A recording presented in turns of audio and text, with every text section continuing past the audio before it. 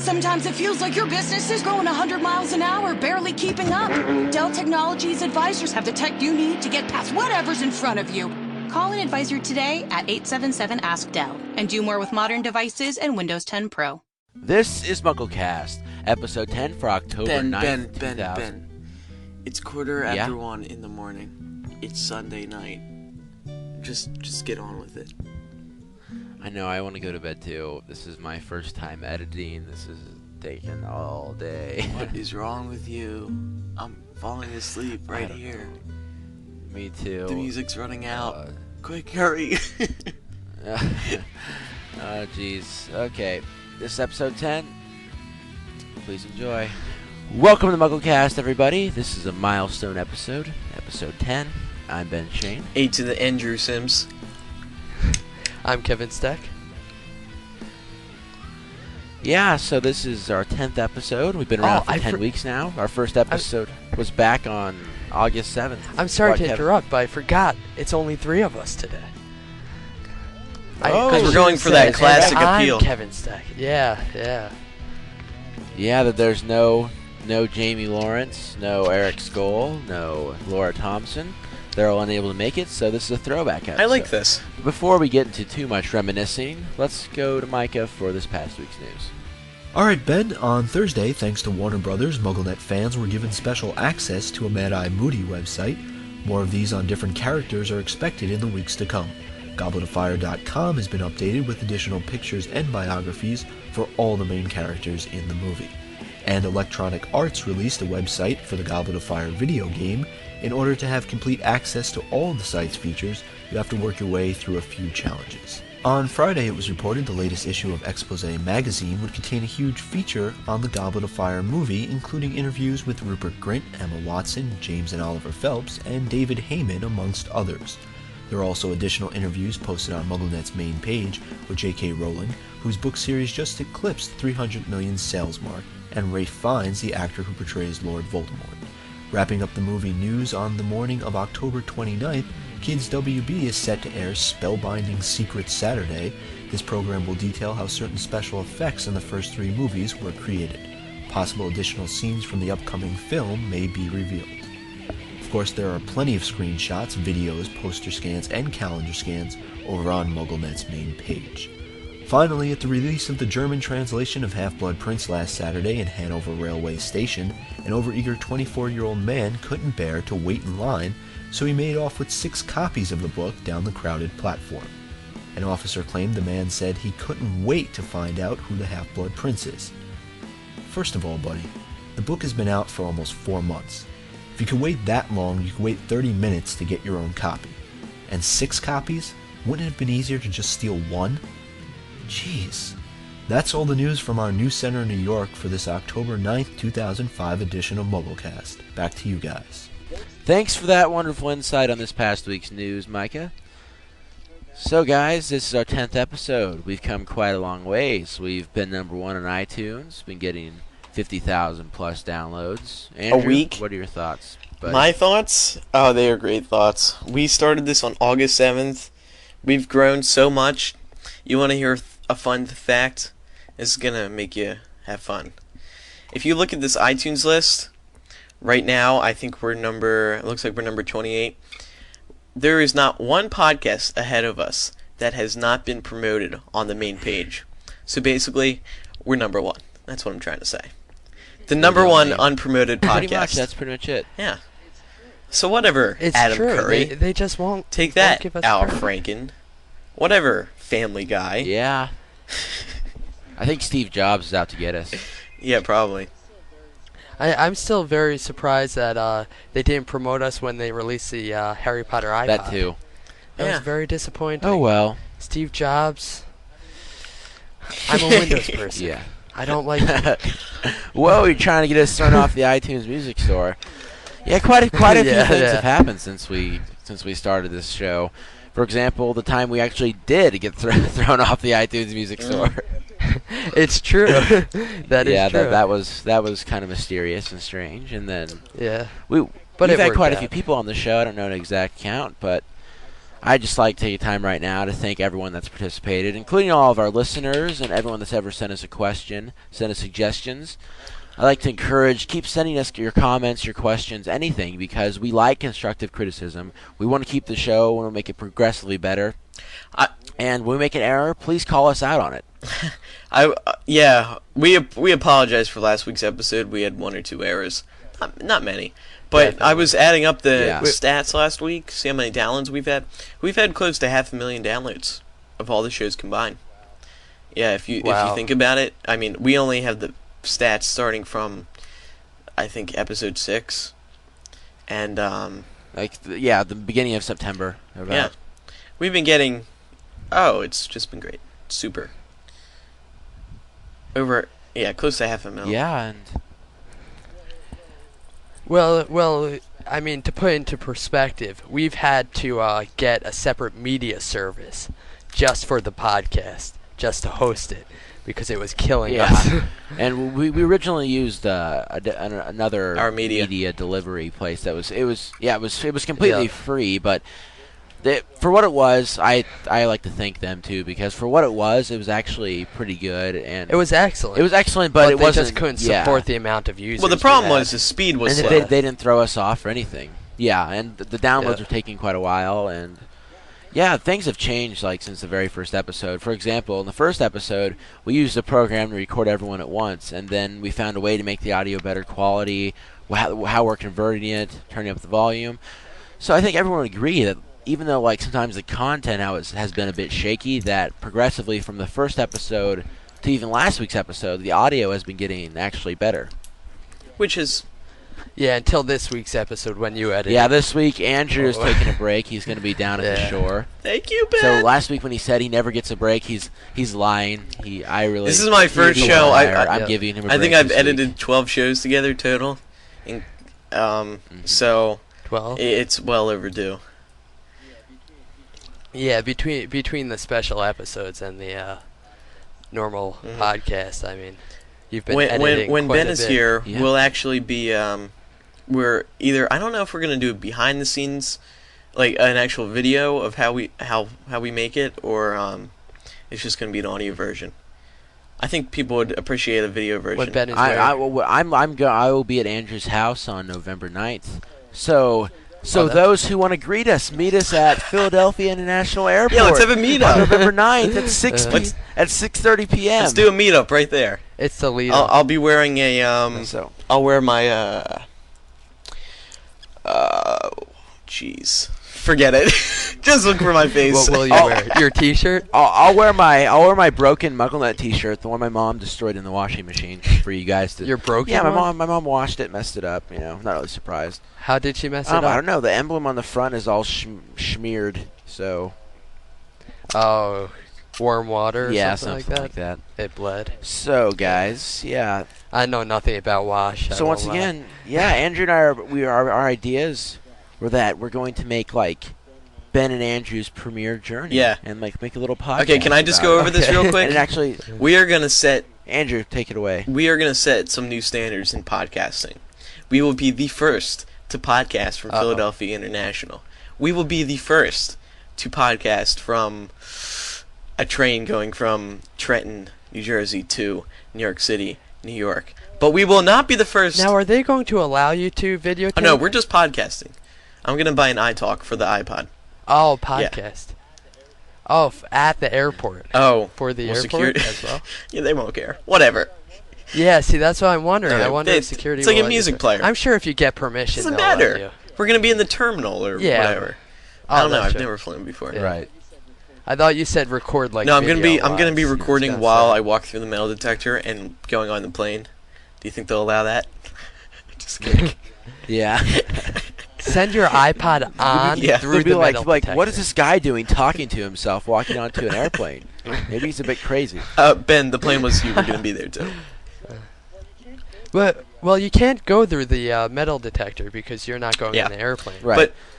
But anyways, You need a Andrew, boarding let's talk about our podcasting precedents some more. Please. Oh, okay. So, yeah, Sorry. but we will not be the first people to podcast from a New York subway, although we would like to, because the Dawn and Juice show already beat us to that. But we'll find new places to podcast from. This is gonna be. We're gonna be setting new records. definitely. You're just gonna be blown away. Well, at Barnes and Nobles. I mean, We'll even we're- podcast from the bathroom at Barnes Yeah, and whatever. Noble if we have to. If we There you wanna. go. Okay, that's it. That's it. anything There's to say. Andrew's challenge for the week. Oh, also, Send in the most creative Hold on, places to hold on. podcast from. really. And Uh-oh, he found his also, moment of it. I'd like to make an additional challenge to visitors Oh no. to draw a picture, Oh. a fan art image of Andrew and I in a bathroom. recording No! the podcast. Oh my God. No. Yes. Okay, no. That'd no. be That's funny. wrong. No. All Why right. not? That's so wrong, but okay. Oh, okay. It is. Whatever, It's guys. definitely I'm wrong. leaving this in. Okay.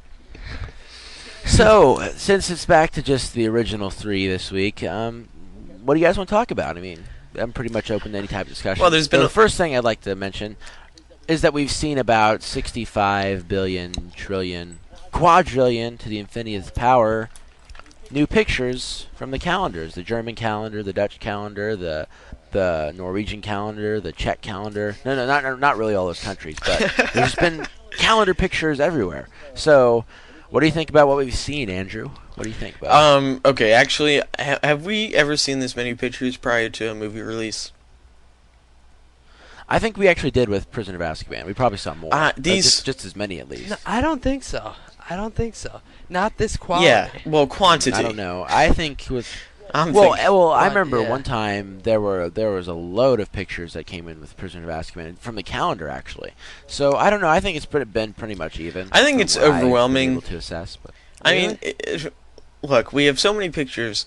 I was reading the comments in one of the news posts the other day. People are seeing the whole movie. Everyone knows what the movie is. Why do we need to go see it now? yeah, I understand. What's I see what going you're on? saying. I mean, no. No, I don't know. I mean, like things like the Lord Voldemort scene. That's like going to be the most exciting thing ever. Yeah, we haven't seen any pictures of that yet. Well, not much. Not many. Yeah. So what we've sort of seen like the priori incantatem thing, but besides that, Yes, we haven't seen. Yeah, much. actually, in the TV spot, they actually showed another glimpse of that a little longer. I Which one was that? noticed. TV spot 1 or 2? The end Because of- Warner Brothers. I believe it was 2. Okay. I believe it was Because 2. Warner Brothers did officially release 2 TV spots the other day.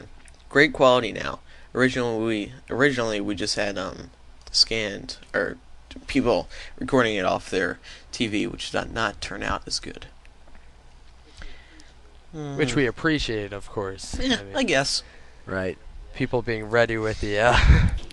Not only recorded that, it. Yeah. So more stuff came out. if you catch any if you see it on TV, don't hesitate. Even if you think there might just be one new clip, please send it in because we can use any video that you have. And send in And in we any figure we pictures can you have piece too. together the. Send in any picture you We have. figure we. We figure we can piece together the whole movie. Yeah, we're using the working on that. trailers, So, Yeah. we want to be able to have this movie to you. Yeah. We're kidding. WB, please. We are joking. Not going to do that. Wait, Kevin, you mean that Okay, copy of Goblet of Fire you just sent me isn't legal? Right.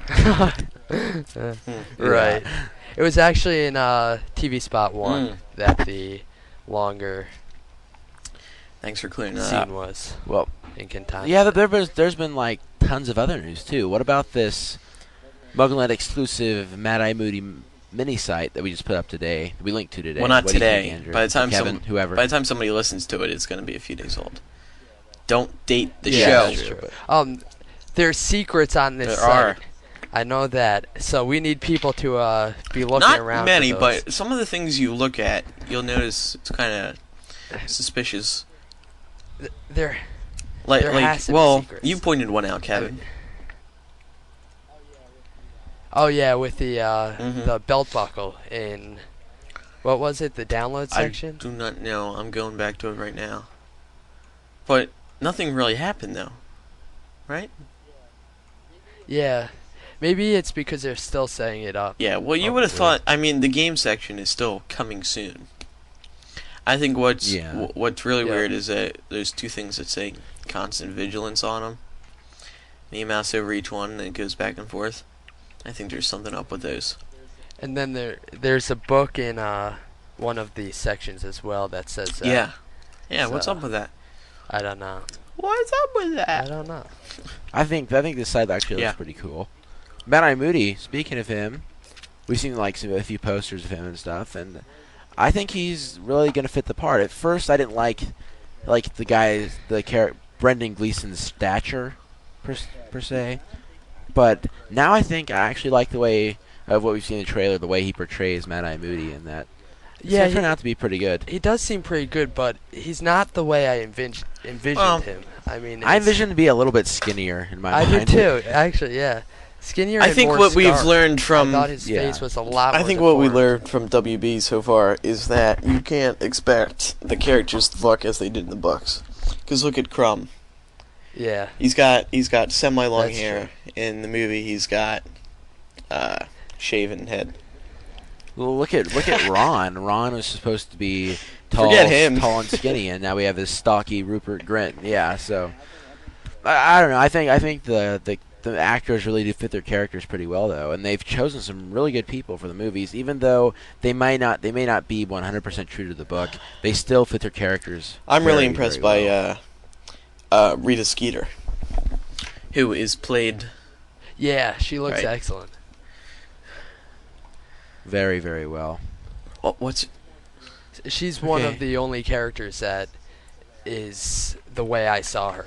yeah? That's how I but that part envisioned her. I can't say that word today. that envisioned. that part in the trailer Okay, there you go. where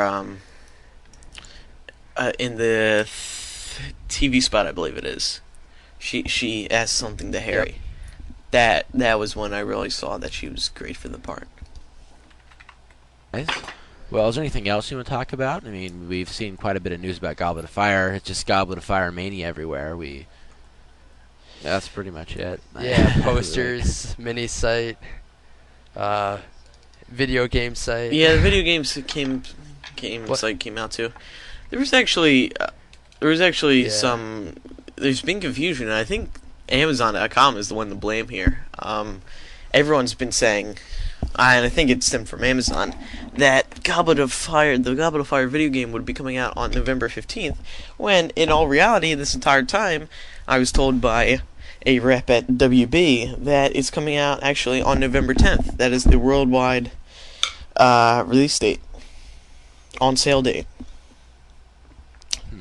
And that same Huh. thing happened with the soundtrack too, and you didn't hear it from me, but it's not. It's the Goblet of Fire soundtrack is going to be released not in stores first. You heard it here first. Ooh. That's right. Okay, well, I think enough chit chat about Goblet of Fire. Let's roll the voicemails, guys. First voicemail, please. Hi, my name's Kim, and I'm from Ohio, and I listen to you guys on my way to work every week, and I love your show. It's great. I was also wondering what your opinions are of the Dursleys, whether they're going to make their typical appearance at the beginning of the 7th book and be done with them when Harry's emancipated at 17, like Dumbledore said he would be, or if they're going to play an important factor with his conquest against Lord Voldemort. I was also wondering if we're going to have any resolution with Aunt Petunia and why she keeps acting strangely around Harry, and why J.K. keeps referencing that, and if that's going to be important. Thanks, guys. I really appreciate it. That's a very good question. Andrew, what do you think about this? Well, look, I really hope that it goes back to how we've seen it in previous books, where the story would open up with Harry, because that is how you always see the Harry Potter books getting started off. And I think it's a great way Yeah, definitely. to show that things aren't always perfect after things were like resolved in the second book. You go back to this Dursley life. Right. But the we're not going to third. see that happen in the 7th And book, honestly. no, but I think it would be cool if he went back to the Dursley's house. Yeah, I think at the very least they should play the normal role. Hmm. If they play a role larger than that, then that's fine. But I do want to see them as the original role that they played in all the other books, which is the Guardians. Yeah, of I was Harry kinda until hoping he they'd be turned like- 17. I don't want them to turn into like spoil sports, and like preventing Harry from capturing his goal, because I don't think they really won't be able to, because he'll become of age this next summer. Like, if you're thinking, like, the next book is the next summer, he'll come of age so he can leave, basically do whatever he wants. And actually, Aunt Petunia and Uncle Vernon don't even have to keep him there. Once he turns 17, they can throw him out, because I think the agreement was as long as, like Dumbledore said at the beginning of the 6th book, just like keep him there for keep him there for just one more summer. Promise me that, and then let him be gone. And what about the part about Petunia acting strange? What do you guys think? I think that we may see a tidbit of why she's acting strange, but I don't think she's gonna play a major I hope this role. is gonna be one of those mysteries. Fun facts. Yeah, like the fun facts that maybe she gives. Well, I was gonna say later. right. I was hoping it was gonna be one of those things where we don't find out in book 7. It's gonna be one of those theories that's left open to keep the Harry Potter fans still interested in the series. Everyone will want to know, because it's a good topic for discussion. Perhaps we should look into it. And she has said that she intends to. At the most, she's going to write books for charity. Right. J.K. Which would Rowling be has said fact that, books right? and So stuffs like Quidditch Through the Ages and Yeah, Fantastic exactly. Beasts and where to find them. She should write Hogwarts a history. That's just my thought on it. Okay, I think we've covered that. Roll the next voicemail. Hi MuggleCast, my name is Susanna and I'm from Portugal. My question is, do you think Harry will survive in the end? I mean, even if he finds the Horcruxes, do you think he will be able to defeat Voldemort in the last battle? Or that J.K. Rowling wants to show us that the good ones don't always win? Love your show, bye. Well, what I think is that I think it'd be the ultimate plot twist, because the entire Harry Potter books have been about the twists, with Mad-Eye Moody really being Barty Crouch Jr. with the Polyjuice potion and things of that sort. So I really wouldn't be surprised if, like, at the very end, she had Harry die and Voldemort take over the world, because everyone talks about being a classic good versus evil story, but at the same time, I wouldn't be surprised if J.K. Rowling twisted it around on everyone, and the ultimate plot twist of all time, and have Voldemort virtually destroy the Wizarding world when he takes out Harry. What do you think, Kevin? Well, I think that. Well, at least I hope that what happens in the end is that Harry defeats Voldemort but dies in the process. I mean, it sounds as though it's sort of why would I hope for that? But I think that it would be like the perfect resolution to the series, because so many bad things have happened to Harry that it seems to me like it can't get any worse. You know what I mean? Right, and some people mention how he's destined to be reunited with all those people we've seen die. Exactly. His parents, Exactly. Dumbledore, Sirius, And that's why So I think I wouldn't that be surprised either. I it could go either way. I actually think it would be a good ending. I mean, having the way she writes, having Voldemort be defeated by Harry at the same time as Harry sacrificing himself for everyone else, But I don't know, like I don't know how that would really be a resolution, because then we're like the rest of the Wizarding world. I guess they'd honor Harry and stuff, but like his close friends, Ginny, Ron, Hermione, all the people that have been around for the past 7 years, they'd just be torn apart. But I guess at the same time they'd realize what he had to do. And yeah, Andrew, do you have anything to say about that? No, other than that, if Harry died in the last book, people would be in an upset. Everyone's expecting Harry to win. That's true. Everyone thinks. Yeah, but that's what I'm saying. I mean, not necessarily Harry win, but just because Harry wins doesn't mean he has to live. That's true. That's true. Only one can survive. Well, yep, only one can survive. Eternal glory, I forget. Harry Okay. Potter. Yeah. Only one will reach eternal glory. Okay. Ben. Okay, on to Ben, the next. Ben, enough hold movie on. lines quoting. Hold Roll. on. What? You don't get it? I can't. That's Your it. hands all sweaty. Okay. Okay. Roll the next voicemail. Hi, this is Zach calling from Pennsylvania. Love the show. Think you guys are doing a great job. And I'm curious if you guys have ever played the Electronic Arts Harry Potter video games, and if so, what do you think? What do you think of them? Thanks. Keep it up. Honestly, I really haven't played them I much. haven't I tried out Sorcerer's Stone, and I'm not much of a gamer. I think Andrew's the only one that's really. I don't know if you've. No, I'm not. I don't know. I'm not really. I'm not a gamer, so. but I used to play. I played Sorcerer's Stone on Game Boy. I played Quidditch World Cup on GameCube, and then I also played Chamber of Secrets. But I really think if any three of those games, actually there's four of them. Out of the four of those, Quidditch World Cup was definitely the best because I thought it was going to be like, some stupid, slow-paced, throw the ball, quaffle, yay. It was actually really fast-paced, and it resembled a regular EA Sports game, and I think that was their goal, and they actually did a really good job with it. So out of the four games that are out right now, of course, the Goblet of Fire video game is coming out on November 10th.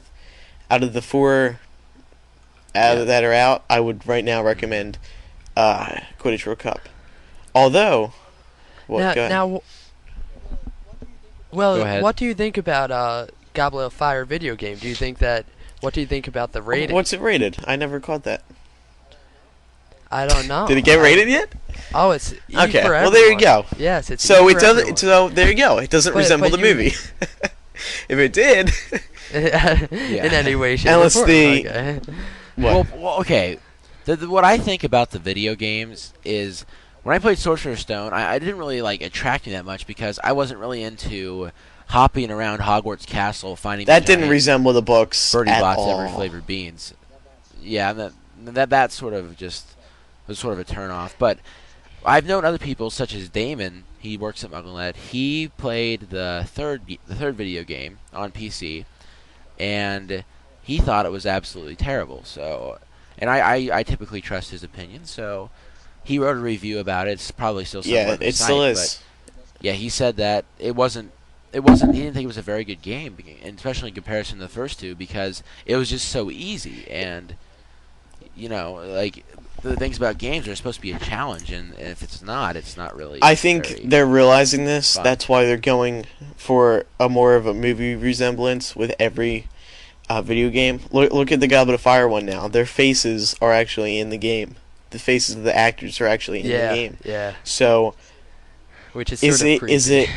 Are they desperate? Is this what they need to keep people interested in the game? Because I don't really think that's required. I don't think it is, because they sell enough just because it's Harry Potter.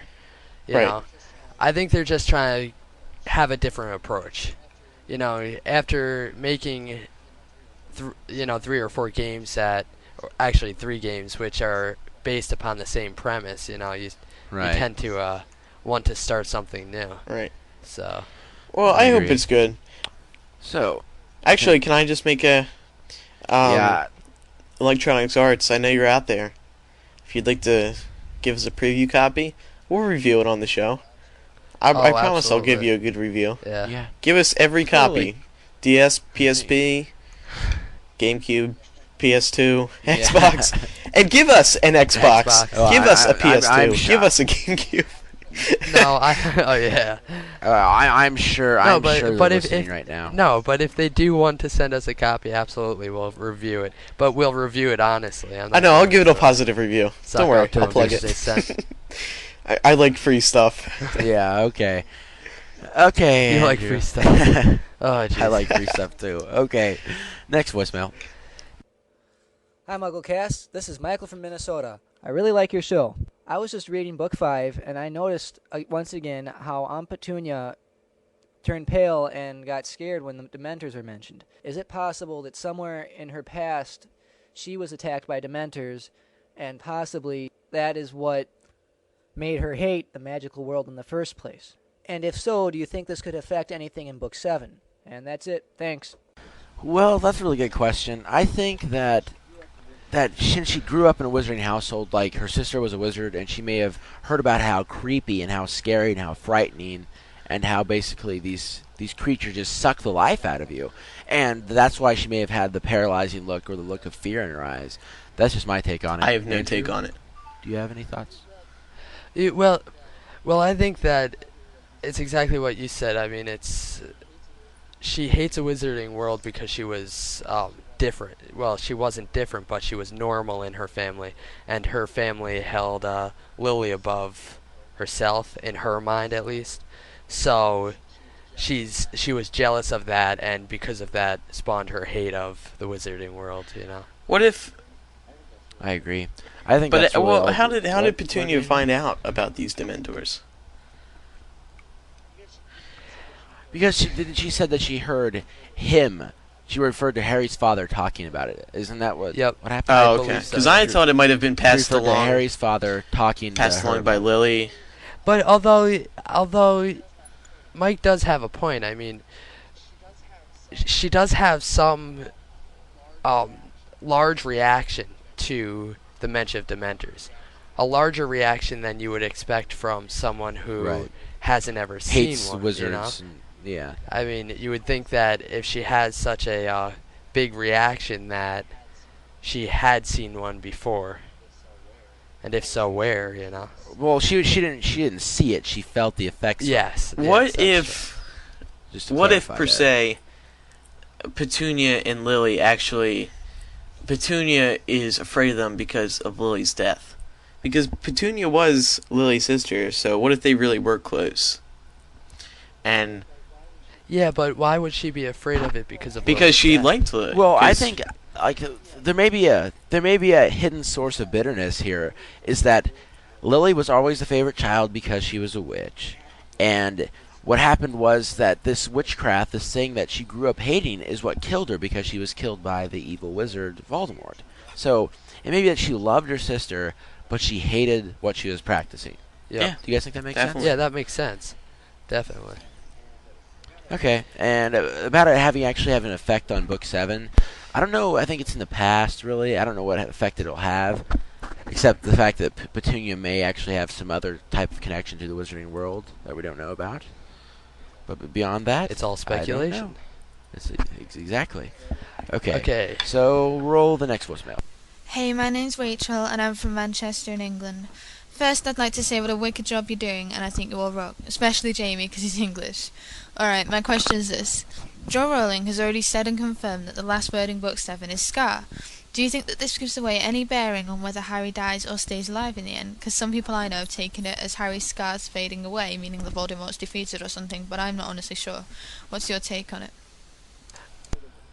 Since I fielded most of these, Kevin, you take this one. Yeah, I think I don't think that the scar will be fading because of Voldemort dying. First of all, I don't think that theory. That's all speculation. There's no basis of that. It's a scar, so you would assume that even when Voldemort is gone, it will remain there forever. The way I envisioned it was she would say something along the lines of, and it all started with a scar, or something like that. Just like a closing sentence to sum up the whole. Well, it could be so Well, many it could. things. I was thinking. Yeah, definitely.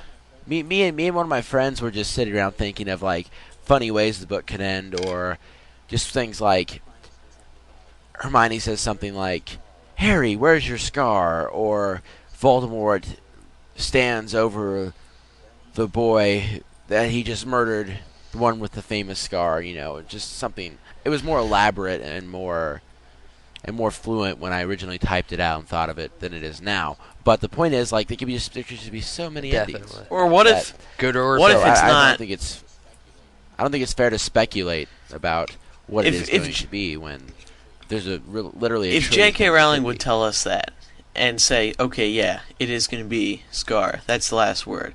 What if it even doesn't relate to Harry's scar? Like, it could be an emotional true. scar. Although Or she could just- she did say that she was considering in that interview. She said Considering changing it. She said she's considering changing it. She's going to see how it turns out, because I guess that she's had some thoughts on the last chapter. So we shall see. Yeah.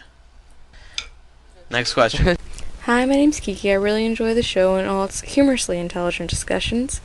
The question I'd like to pose to you is, going with the theory that Dumbledore knew he was going to die, that Snape was going to kill him eventually, would it be possible that Dumbledore was able to store many of his memories in the Pensieve, and then later Harry can go and use it to gain knowledge that previously he wasn't able to have, since Dumbledore is now dead? Thanks! Okay, yeah, I think this is a great theory because a lot of people have been led to believe that Dumbledore actually might die. I mean, he knew that he was going to die. So, as a backup per se, he put some of his thoughts into this Pensieve. So that way Harry could go back to it and say, "Oh, look, here's Dumbledore's conveniently placed Pensieve." So, and there you go. Harry. See the problem I see with that theory is that what could Dumbledore have stored that would memories be valuable to Harry without compromising what they learned? The Black Hand. What happened with that? What's up with that? Could that have related to one of the Horcrux that he was looking after? So Harry could go back to where he was, where he got that Black Hand. Yeah, but what I'm saying is that he would have to store it in his Pensieve. If he didn't, the Pensieve is not a secure thing by any means. Right. So anyone can go into those memories. So the thing is, he could be compromising the Order of the exactly. Phoenix. That's why I say, Dumbledore might not have done it. But what if McGonagall was protecting it or something? Do you agree with that? Yeah, but then McGonagall would have said something to Harry at the. Well, how do you know that she's not waiting until? Well, yeah, I don't not know necessarily. If she would have. I don't know if she would have said if they that were at the addressed to Harry and Dumbledore created them, I'm sure she would have said something. It's she. I don't I'm know. sure she has a fair idea. I can completely believe Harry's that. Even if Dumbledore didn't know he was going to die, he could have still made a Pensieve that That's true. Of very, very early thoughts. At least knowledge for. And couldn't he make the Pensieve so that you have to be a certain person? I don't maybe. know. I mean, so there could be some sort of charm that you. There's charms for everything, Ben. They could use to everything. But remember, remember is. that when Dumbledore died, his charm on Harry got released. So does that mean yeah, that's the true. other charms are released? I don't know. So what I look like, J.K. Rowling? I don't know. Yes. You do look like a woman. Oh.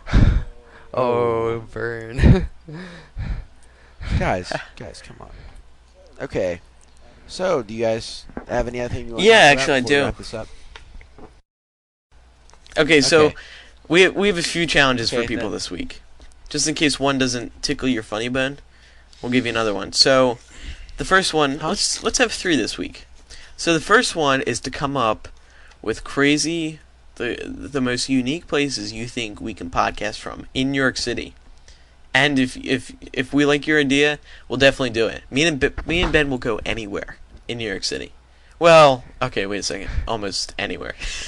Almost anywhere. Yeah. Almost. Don't say anywhere. I know I'm not going anywhere in New York City. I'm not going. Beep. Okay. So that's our first listener challenge. Then Ben, do you still want to do your second one? I think is weird. Oh yes, Okay. yes. The next listener challenge is to make a song for MuggleCast. Make a song about MuggleCast for MuggleCast, and if we like it, we might even play. Here's it on what the we're show looking as the for. intro. We're looking for a hot remix, one that is going to make people want to dance.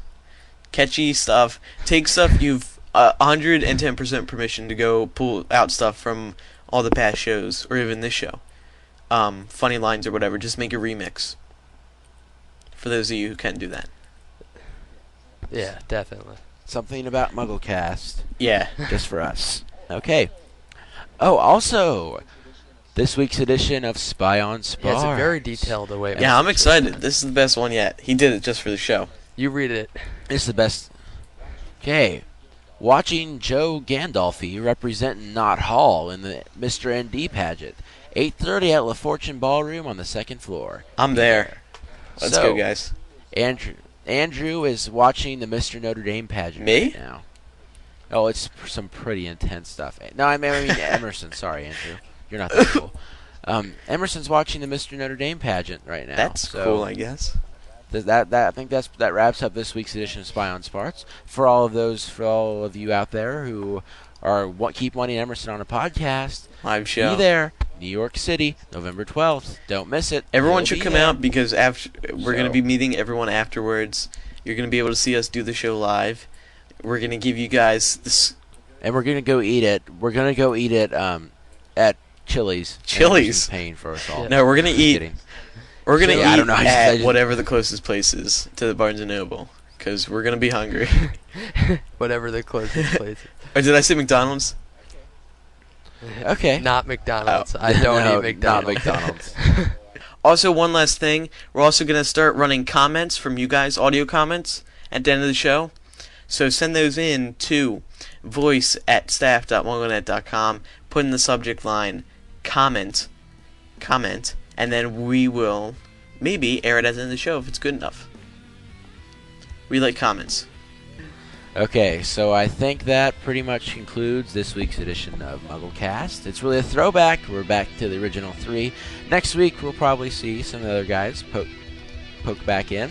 And girls. We still have Laura. People love Laura.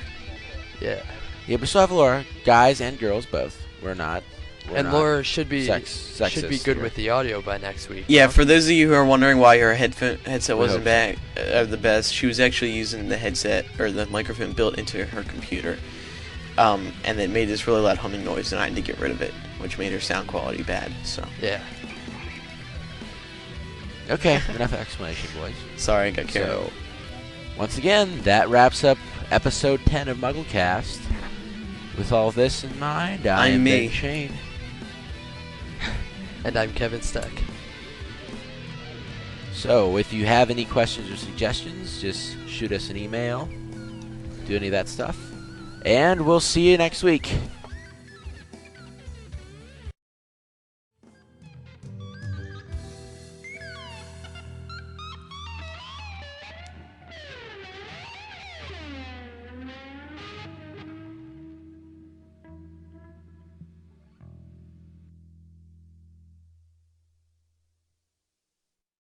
Want to start saving money and energy at home? Eversource, proud sponsor of Energize Connecticut, is here to help with our in-home energy service.